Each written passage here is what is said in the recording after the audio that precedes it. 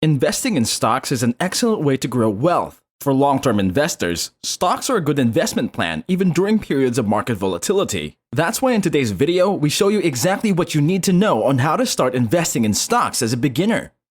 But before we start, please leave a like, subscribe, and don't forget to ring the bell icon for more amazing content. And without further ado, let's get down to today's video. Number 1. Determine your goals.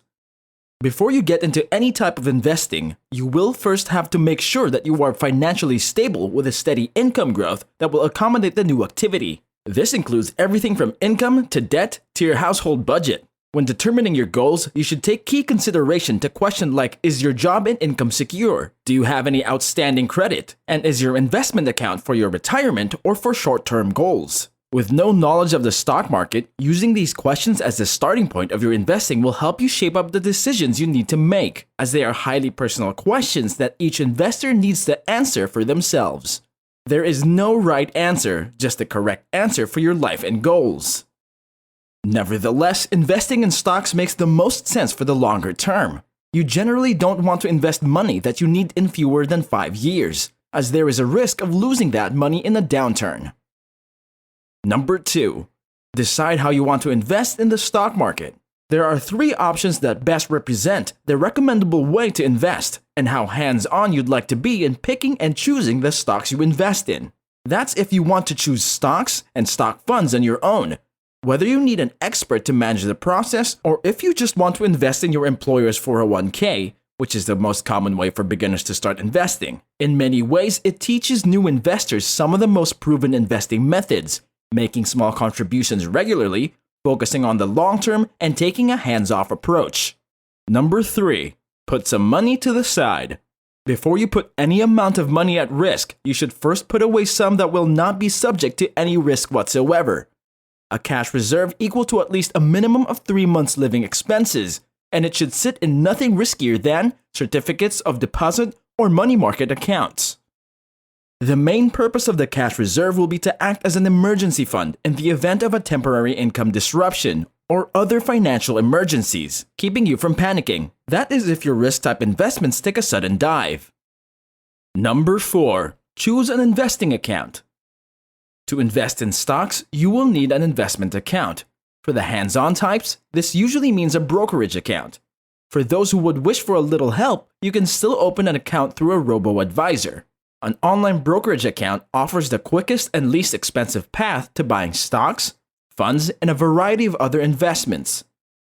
With a broker, you can open an individual retirement account, also known as an IRA, or you can open a taxable brokerage account if you're already saving adequately.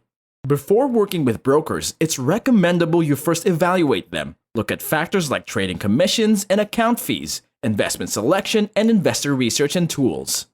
When it comes to a robo-advisor account, it offers the benefits of stock investing but doesn't require its owner to do the legwork required to pick individual investments. Robo-advisor services provide complete investment management. The companies doing the work for you will ask you about your investing goals during the onboarding process and then build you a portfolio designed to achieve those aims.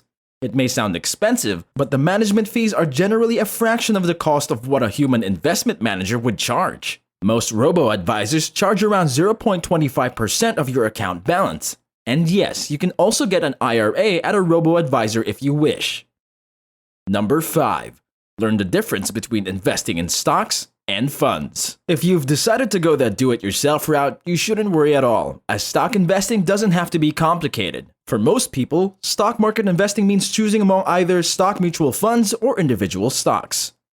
Stock mutual funds or exchange-traded funds will let you purchase small pieces of many different stocks in a single transaction. Index funds and ETFs are a kind of mutual fund that tracks an index. For example, a Standard & Poor's 500 fund replicates that index by buying the stock of the companies in it.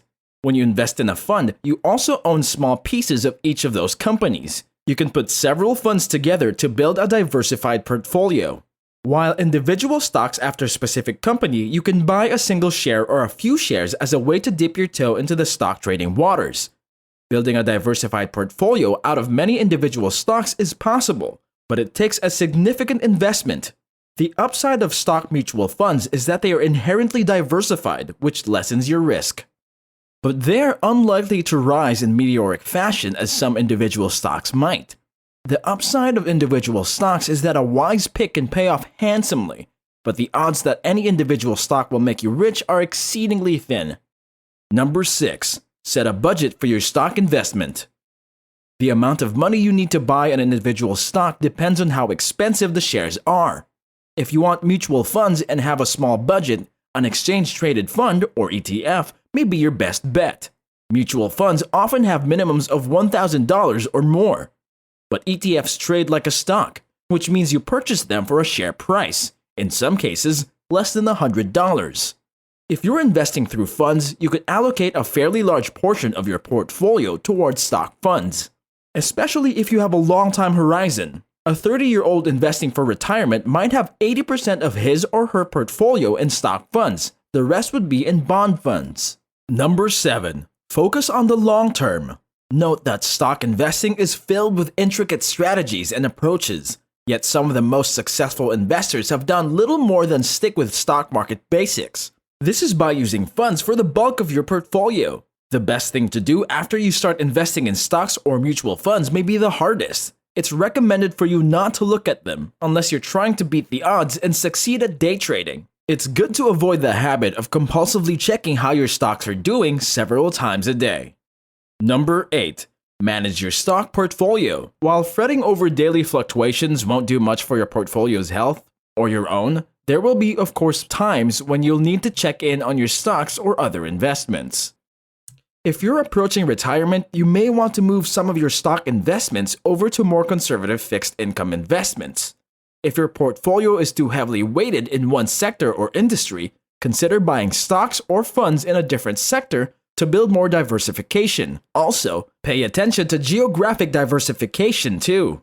Number 9. Get some investment education. You can begin investing immediately, even if you're a novice. But if you want to move beyond funds and payroll contributions into holding individual stocks, you'll need to learn all that you can about investing before you do. While you're accumulating money for investments and piling them into mutual funds and ETFs, you should use this time to educate yourself about the game of investing. Read books, listen to CDs, read the Wall Street Journal, take a course or two at a brokerage firm or even a community college, join investment forums, and regularly visit investment websites.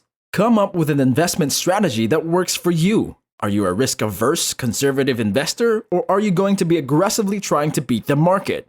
Are you investing $5 and planning for the long term, or are you investing $1 million and trying to secure wealth for generations? To become a good investor, surrounding yourself with investment experts is a must so you can learn more. The idea is to become fluent in investments before you begin investing with real money.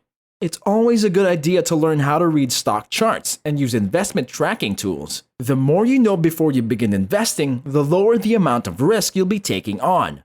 Number 10. Invest in individual stocks gradually. When you finally feel comfortable enough to begin investing in stocks, be sure that you do it gradually, so you have to develop your method for doing this on a gradual basis. Since you'll already have significant positions in mutual funds and ETFs, you can begin investing in stocks one at a time so you work toward building a portfolio. The fund positions should prevent overexposure to a single stock, as long as you make sure that your position in the stock represents only a small minority of your total portfolio. And always remember that you should never overload in a single stock. When you are starting, take a minimal position in one stock. Generally 100 shares to take advantage of the best pricing, and then move into another stock. Repeat the process until you have several stock positions in your portfolio, in addition to your mutual funds and ETFs. Number 11. Don't forget to diversify. If you have set up a cash reserve, a retirement plan, and an investment account, and have begun stocking the retirement and investment accounts with mutual funds and ETFs, you've already taken a huge step toward diversifying your portfolio. Adding individual stocks is surely a great way to diversify your cash and fund holdings. But while you're building your portfolio, you'll also need to spread your capital out among various equity sectors. For example, depending on your age and risk tolerance, you might want to have some of your portfolio invested in bonds, growth and income funds, and international funds. You may also want to consider high dividend stocks among your stock holdings. Income-earning securities tend to be less volatile than pure growth stocks, particularly in bear markets. You'll want to develop a balance between your growth assets and your income or growth and your income holdings.